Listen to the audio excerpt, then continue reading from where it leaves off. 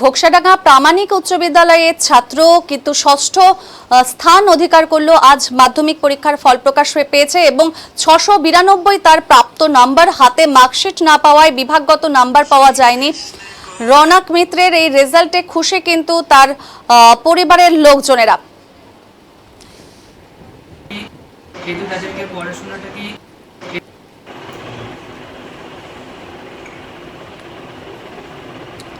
রৌনক মিত্রের বাড়ি ঘোকসাডাঙ্গা নতুন পাড়ায়। বাবা সুশান্ত মিত্র ধূপগুড়ি সুকান্ত মহাবিদ্যালয়ের ইংরেজি বিভাগের অধ্যাপক, মা শিল্পী দাস মিত্র গৃহবধূ। বাবা মায়ের একমাত্র সন্তান রৌনক মিত্রের এই রেজাল্টে খুশি পরিবার সহ বিদ্যালয়ের সকলেই। রৌনক পড়ার পাশাপাশি তবলা শেখে এবং তবলায় 2024-এ উত্তরবঙ্গ তবলা প্রতিযোগিতায় প্রথম হয়েছিল। রৌনক জানিয়েছে প্রত্যেকদিন সকাল এবং সন্ধে নিয়ম করে পড়াশোনা করত সে। বাবা ইংরেজি পড়াতেন, পাশাপাশি দুজন গৃহশিক্ষক ছিলেন। তার এমন রেজাল্ট করবে এতটা আশা ছিল না, কিন্তু 90%-এর উপরে নাম্বার থাকবে এটা বিশ্বাস ছিল। ছবি আঁকা, গান শেখা এবছর পড়ার চাপে বন্ধ রেখেছে সে, তবে পড়ার ফাঁকে তবলা বাজাতো রৌনক। সামাজিক মাধ্যমের সঙ্গে কোনো সম্পর্ক ছিল না রৌনকের। এই ফলাফল সে তার বাবা মা, বিদ্যালয়ের শিক্ষক শিক্ষিকা এবং গৃহশিক্ষকদের অনুপ্রেরণা ছাড়া সম্ভব হতো না বলেও কিন্তু সে জানিয়েছে। ভবিষ্যতে অঙ্ক বিষয়ে গবেষণা করে কলেজের অধ্যাপক হতে চায় রৌনক মিত্র। বাবা সুশান্ত মিত্র জানিয়েছেন রৌনককে পড়তে বসতে বলতে হতো না, সে নিজেই পড়তে বসতো, তবে প্রচুর রেফারেন্স বই সে পড়তো। ছেলের সাফল্যে স্বভাবতই খুশিতে চোখের জল মা শিল্পী দাস মিত্রের। তার মা জানিয়েছেন তিনিও ভীষণ আপ্লুত ছেলের এই রেজাল্টে। কি জানালেন এই কৃতি ছাত্র, সাথে মা বাবাও কি জানালেন, শোনাবো সবটাই আপনাদের। মাধ্যমিকের রেজাল্ট একটু আগে বেরোলো। তুমি মাধ্যমিকে ষষ্ঠ স্থান অর্জন করেছো, কেমন লাগছে? তুমি কি এটা প্রত্যাশা করেছিলে যে এরকম রেজাল্ট হবে? এতটাও প্রত্যাশা করিনি, তবে যেটুকু মনে হয়েছিল 690 এর উপরে হয়তো পেতে পারি। মানে তুমি যেটা প্রত্যাশা করছো সেরকমই রেজাল্ট হয়েছে। এই যে এত বড় একটা রেজাল্ট, রাজ্যে ষষ্ঠ স্থান, মানে এই যে তোমার নিজের পরিশ্রম তো আছেই, এছাড়াও তুমি কাদের এই অবদান দিতে চাবে? প্রথমেই তো আমার বাবা আর মা, এনারা না থাকলে হয়তো এত কিছু হতো না। পরবর্তীতে আমার বিদ্যালয়ের শ্রদ্ধেয় শিক্ষিকাবৃন্দ, তাদের প্রতিটি কথা আমাকে অনুপ্রাণিত করেছে। এছাড়াও আমার দুজন গৃহ শিক্ষক, তাদের কথা শুনে আমি এতটা আশা করেছি এবং তাদের এই কথাগুলি আমাকে ভবিষ্যতের জন্য অনুপ্রাণিত করেছে। এবং সর্বোপরি আমার গুরুজি শ্রী সুবীর অধিকারী, ওনার অনুপ্রেরণা ছাড়া এতটা কিছু হতো না। কীভাবে তৈরি করতে নিজেকে? আমি প্রতিনিয়ত সকালে আর সন্ধ্যায়, এটি আমার পড়ার মূল সময় ছিল। সকাল থেকে স্কুল যাওয়ার আগ অবধি এবং স্কুল থেকে আসার পরে রাত্রি ঘুমানোর আগ অবধি এটি পড়তাম, নিয়ম মেনে পড়তাম। এছাড়াও পড়াগুলো যেগুলো সেগুলো প্রতিদিনের পড়া প্রতিদিন পড়ার চেষ্টা করতাম আর নিজের মতো করে পড়ার চেষ্টা করতাম। মানে কত ঘন্টা টাইম ধরে পড়ছে এরকম ব্যাপার ছিল না? মতোটা। আচ্ছা, এই যে এত মানে এই মফস্বল একটা ঘোকসাডাঙ্গা প্রান্তিক জায়গায় থেকে এই এত সুন্দর একটা রেজাল্ট, ভবিষ্যতে যারা পরবর্তীতে মাধ্যমিক, তাদের উদ্দেশ্যে কী বলতে চাও? তাদের উদ্দেশ্যে এটাই বলবো যে তারা যেন পড়াকে পড়ার মতো পড়ে এবং পড়াটাকে নিজের মনে করে পড়ে, পড়াকে ভালোবাসে। পড়াই যাতে জীবনের মূল চাবি ঘটে এরকম ধারণা আসে।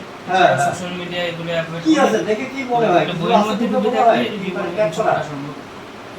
ভবিষ্যতে কি হওয়ার স্বপ্ন রয়েছে? ভবিষ্যতে আমার মূলত প্রফেসর হয়ে যাচ্ছে, মানে শিক্ষকতা করতে হবে। কোন সাবজেক্টটা প্রিয়? আমার ম্যাথমেটিক্স। নামটা বলবেন?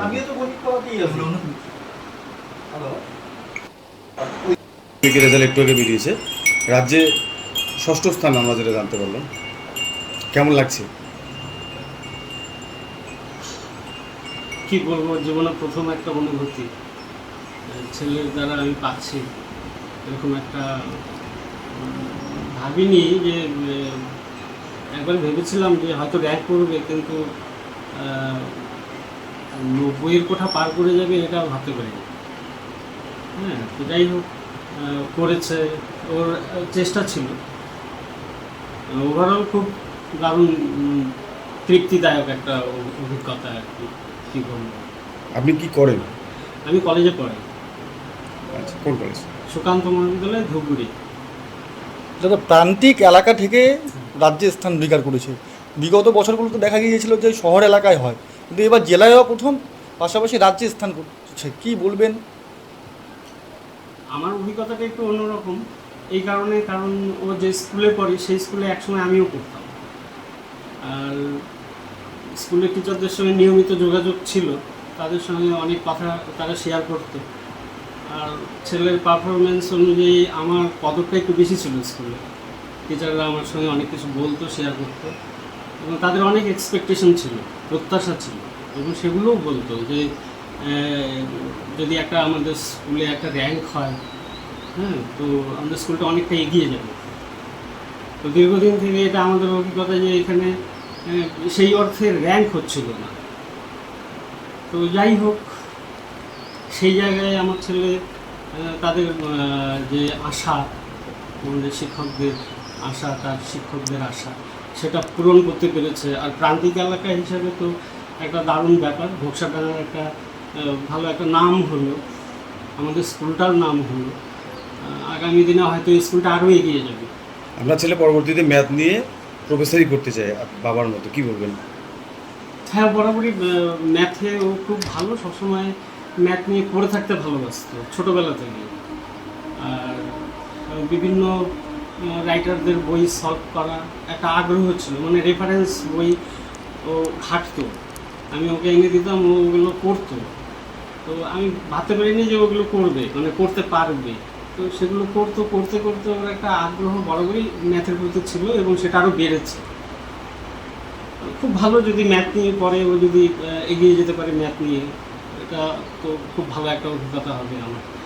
আজকে মাধ্যমিক রেজাল্ট একটু আগে বেরিয়েছে, রাজ্যের 6ষ্ঠ স্থান, কেমন লাগছে বলুন? খুব ভালো লাগছে, খুবই ভালো লাগছে, এটা মানে বলার মতো নেই। এই যে মানে ও কী করে পড়তো, ওকে আপনারা কীভাবে ট্রিট করতেন? ও বাড়িতে পড়াশোনা করতো, আমরা কেয়ার করতাম, ওর বাবা কেয়ার করতো, আমি কেয়ার করতাম। ওকে নিয়ম করে পড়তো নাকি বাধা ছাড়া নিয়মের বাইরে? হ্যাঁ, নিয়মিতই পড়াশোনা করতো। মানে বিশেষ করে রাজ্যে গিয়ে এরকম কোনো ব্যাপার নেই, ঘড়ি ধরে এরকম পড়ছে কি? কী নাম আপনার বলুন? শিল্পী দাস মিত্র।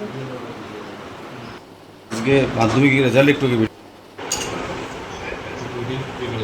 আচ্ছা আচ্ছা, খাওয়া